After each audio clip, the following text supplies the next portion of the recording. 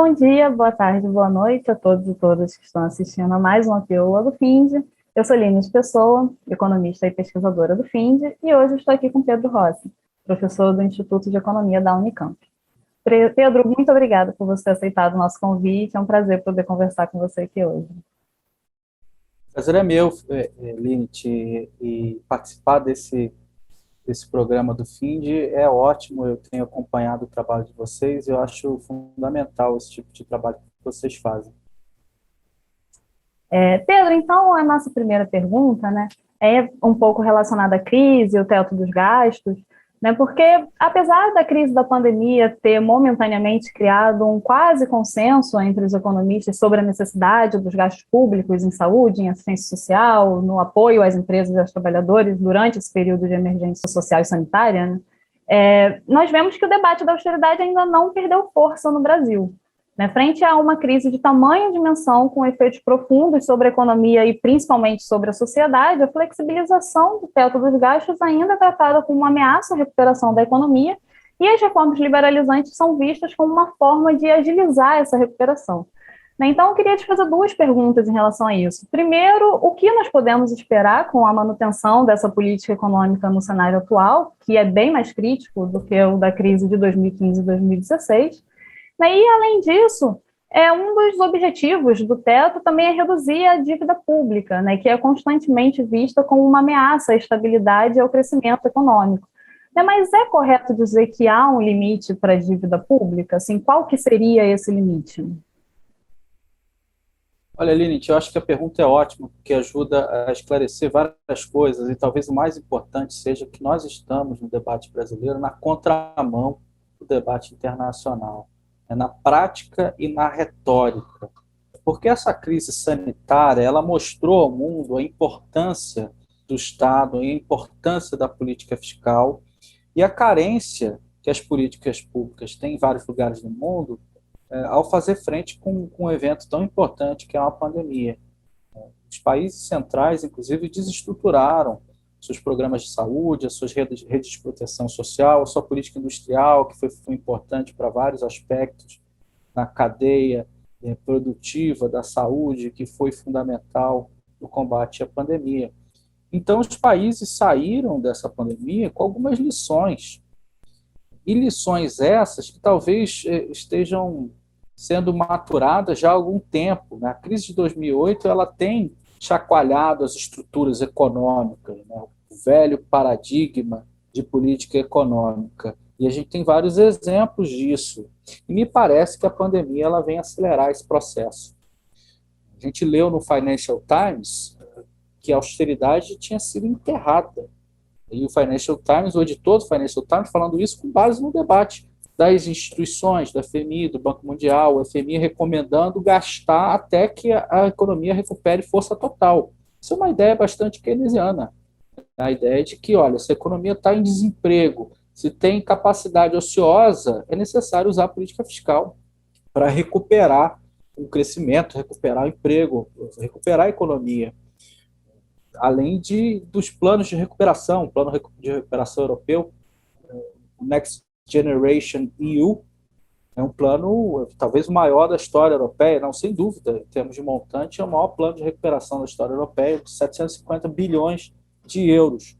E o Biden, com o seu discurso, que é absolutamente novo, desde o Reagan, nenhum presidente americano falava no Estado como um indutor da economia dessa maneira, como ele está colocando, e nos planos de recuperação que ele apresenta, um deles já está aprovado, que remetem ao New Deal, a ideia de que é necessário recuperar a economia, é necessário aumentar salários de trabalhadores, recuperar a força dos sindicatos, ele tem falado isso, e recuperar o protagonismo do Estado na condução da economia, inclusive direcionando para o investimento em novas energias, etc. No fundo, o que esse movimento está nos dizendo? Não é que caiu uma grande ficha internacional e agora os nossos líderes estão, e os nossos economistas agora estão percebendo coisas que não percebiam.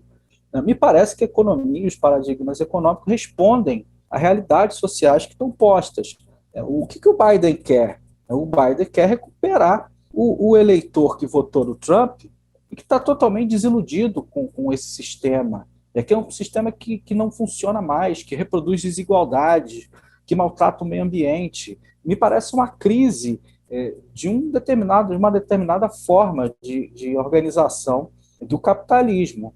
E o Biden também quer responder ao modelo chinês, que se apresenta como um modelo que entrega crescimento econômico, que entrega redução da pobreza, que entrega capacidade tecnológica incrível, que entrega uma capacidade de organizar a sociedade para combater uma pandemia como nenhum outro país consegue combater. Então, me parece que a gente está num momento histórico de transição de um modelo que a gente pode chamar de neoliberal, o modelo da globalização, para uma outra coisa que ainda não se apresenta de forma clara. E nessa transição, o Brasil é totalmente contramão. O Brasil continua nesse discurso e nessa prática da austeridade, de redução do tamanho do Estado em relação à economia, em relação à população, como se isso fosse a solução para os nossos problemas. E a mídia brasileira sistematicamente atuando com o tal do terrorismo econômico, que é a ideia de eu colocar medo na população para coagir essa população a aceitar determinada agenda, do tipo, olha, se furar o teto de gasto, o Brasil vai quebrar, né? Se o governo gastar mais, vai gerar hiperinflação, ideias do tipo que a gente vê diariamente nos jornais. E me parece que esse caminho é um caminho, além de contramão da tendência internacional e anacrônico, portanto, do ponto de vista dos acontecimentos históricos, é um caminho que não tem saída, é um caminho cruel do ponto de vista social, é um caminho que não vai sustentar projeto político algum, porque ele não entrega crescimento, ele não entrega emprego, ele não vai nos colocar numa rota de recuperação adequada. A gente pode até crescer um pouquinho esse ano, crescer ano que vem, mas a gente não recupera nível de emprego adequadamente. E em algum momento a gente vai ter que mudar esse rumo. Então me parece que esse caminho, qual é o caminho do teto de gasto, além de tudo, é inviável. Tanto que o que está acontecendo esse ano é que o governo está furando o teto de gastos. Furando porque não tem como não furar e vai tentar furar mais. A discussão vai ser em torno de furar ou não furar.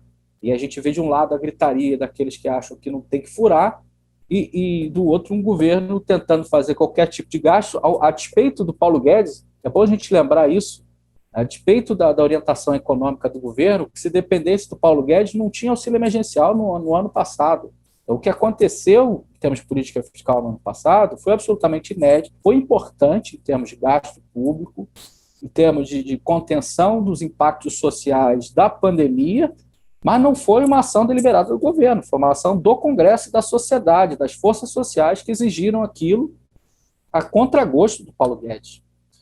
E agora, evidentemente, tem outras circunstâncias, que são as eleições no ano que vem, e que se dependesse do Paulo Guedes não tinha nada de gasto, mas que o governo está sendo empurrado para atender demandas de congressistas, emendas parlamentares, e para, evidentemente, tentar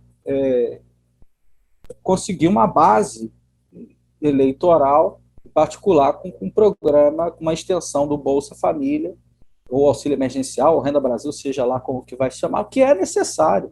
Tá? Que é necessário. Agora, o Brasil não tem projeto algum, ele responde às circunstâncias. Enquanto outros países estão delineando uma estratégia, então nós temos um plano de recuperação verde, o Biden, são 3 programas, assim como o New Deal são 3 programas diferentes, é o Relief, Recovery e Reform.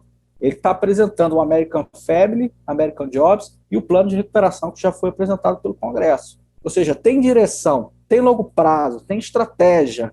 O Brasil não tem nada disso. O Brasil vai a reboque dos acontecimentos e acha que o mercado vai guiar o desenvolvimento como se as forças espontâneas do mercado fossem nos levar a algum lugar adequado. O que é uma pena, porque o debate brasileiro não amadurece com os acontecimentos lá fora, os acontecimentos históricos absolutamente fundamentais que marcam, na minha opinião, uma transição para um novo ordenamento dessa relação Estado-mercado-sociedade. Então, a gente está um pouco sem perspectiva, né, em relação aos próximos anos e como que vai ser a continuidade, né, da pandemia que não acabou e como vai ser período futuro que a gente espera que passe, né? Não há um plano de Totalmente sem recuperação. perspectiva, Lindt. Infelizmente, a gente está, na verdade, a gente tem projeto, que é o projeto de desmonte, é o anteprojeto, é o projeto de desmontar a Constituição de 88 no que ela tem de melhor, nos instrumentos que permitem o Estado intervir na economia e de garantir direitos sociais humanos. É isso que a gente está desmontando desde 2016, na verdade, e isso tem se acelerado no governo Bolsonaro. Então, as nossas perspectivas são péssimas. A gente vive um anteprojeto econômico.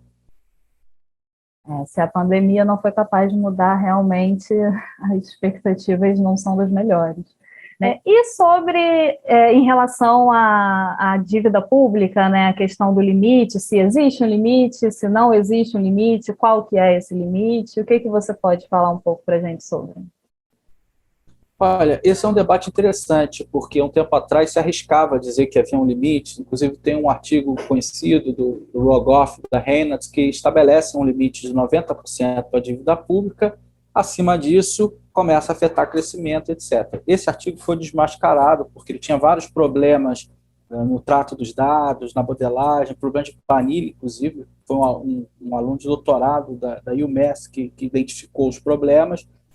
E o que a gente tem hoje, inclusive eu li um artigo que saiu essa semana sobre esse assunto, é que não há limite específico para a dívida pública, na qual piora ou melhora a situação econômica, e que a gente deve olhar país por país, a estrutura de cada dívida, se ela é uma dívida externa, se ela é uma dívida interna, ou seja, a qualidade da dívida pública.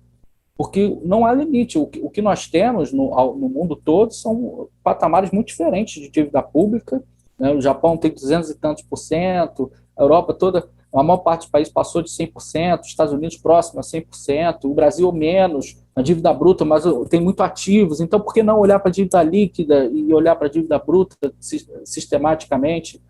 E o que a gente tem também são exemplos históricos, onde a dívida pública era altíssima. Por exemplo, a Inglaterra, quando sai da Segunda Guerra Mundial, tinha uma dívida pública de 250% do PIB. O que ela faz ao sair da Segunda Guerra Mundial? Ela faz um plano de austeridade para cortar gasto e pagar a dívida. Não, ela não faz isso. Ela aumenta gasto público, constrói o Estado de Bem-Estar Social, constrói o NHS, que é o sistema, que é o SUS da Inglaterra, faz planos de infraestrutura, um programa de moradia, etc. E esse aumento do gasto público vem acompanhado da redução da dívida. Não por conta do pagamento específico da dívida, mas porque com taxas de juros baixas, como estão hoje, e um crescimento alto, a dívida vai caindo em relação ao PIB. Então, o ponto em relação à dívida pública é esse. A dívida pública ela tem que se estabilizar em relação ao PIB, e não necessariamente ela tem que ser reduzida à força com austeridade fiscal e corte de gastos. Então, ela é um não problema, ela é uma variável de resultado, evidentemente, quando nós falamos de uma dívida em moeda doméstica. E aí uma outra questão que traz muita preocupação é a questão da transição climática, né, que tem ganhado um grande fôlego nos debates internacionais. Então, tendo em vista, né, o papel central que o Estado e o governo teria nesse processo de transição, você acha que a gente poderia dizer que a austeridade inviabiliza esse processo? Certamente. Certamente a austeridade, ela, se não inviabiliza, dificulta muito essa discussão. Veja, Lindt, eu passei um cenário meio sombrio, essa ideia que você reforçou essa pergunta da esperança, mas eu tenho um lado otimista, tá? Eu acho é o otimismo das possibilidades. Eu acho que o cenário internacional mudando, abre-se um caminho, abre-se um debate que mais cedo ou mais tarde vai chegar no Brasil. Eu acho que esse projeto que está aí não leva a lugar nenhum, a não ser o caos social, a não ser a piora dos indicadores sociais que a gente já está assistindo. Então, isso vai abrir espaço para um outro projeto, tá? Então, nesse sentido, eu sou otimista. Eu acho que a política que está aí não nos leva a lugar nenhum. Mas, justamente por não nos levar a lugar nenhum e provocar o que ela provoca, ela vai abrir espaço para uma outra discussão, para um outro projeto. E eu espero que esse projeto incorpore essa dimensão que você traz, da transição ecológica, do crescimento e do desenvolvimento verde. E me parece um debate que está sendo muito colocado lá fora, e é um debate que amadureceu também. né? Ou seja, não tem mais aquela contradição que a gente viu o tempo todo entre crescimento e proteção ambiental. O discurso do Biden é muito interessante, né?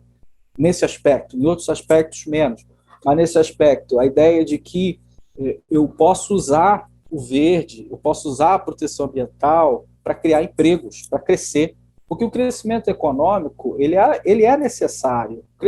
A questão é a qualidade desse crescimento, qual o crescimento que nós queremos. E para dizer qual o crescimento que nós queremos, a gente precisa de uma intenção. A gente precisa de um projeto que defina aonde que a gente quer chegar. Isso é político. Isso não é alocação de recursos pelo mercado. Então, a gente precisa do Estado. E o Estado com seus instrumentos para alocar recursos. O Estado com a sua política fiscal, o lado tributário é absolutamente fundamental, né, para incentivar e desincentivar determinados setores, determinadas atividades, ou seja, dizer o que a sociedade quer, o que é mais importante. O lado do gasto também é absolutamente fundamental, e aqui no Brasil a gente mostrou em alguns livros, esse livro que está atrás de mim, que é Economia Pós-Pandemia, tem o outro, Economia para Poucos, que a gente mostrou que, enquanto aumento o desmatamento na Amazônia, eu corto recursos do gasto ambiental, que é justamente o que eu preciso para fazer o monitoramento, né, para tentar conter esse problema. Então, o gasto público ele é absolutamente fundamental, não só para a sua direção, mas no que ele arrasta também em termos de estrutura produtiva. O Biden usou muito no discurso dele a ideia do Buy America, ou seja, ele está falando assim, olha, nós não vamos virar protecionista, agora o gasto público vai comprar produtos americanos. O dinheiro que vocês pagam de impostos não vai para criar emprego na China. Isso é uma mudança de discurso que tem uma importância, um simbolismo muito grande. Ou seja, nós estamos rompendo com toda uma discussão que vem desde a década de 80 e que caracteriza a globalização econômica, a globalização comercial, a globalização financeira. Então, usar os instrumentos do Estado nessa direção, numa economia ambientalmente sustentada, que mude a sua matriz energética, a sua matriz de transporte, eu acho que essa é a direção mais importante nesse aspecto.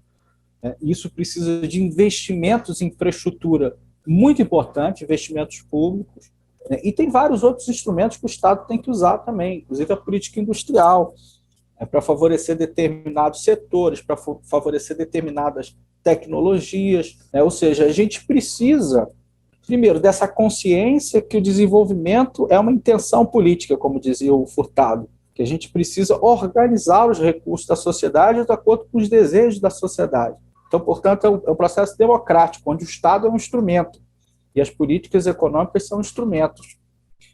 E segundo, eu não posso ter uma barreira, tal como a do teto de gastos. Então, respondendo diretamente à sua pergunta, a austeridade ela é um limitador para o projeto de desenvolvimento socialmente inclusivo e ambientalmente sustentável.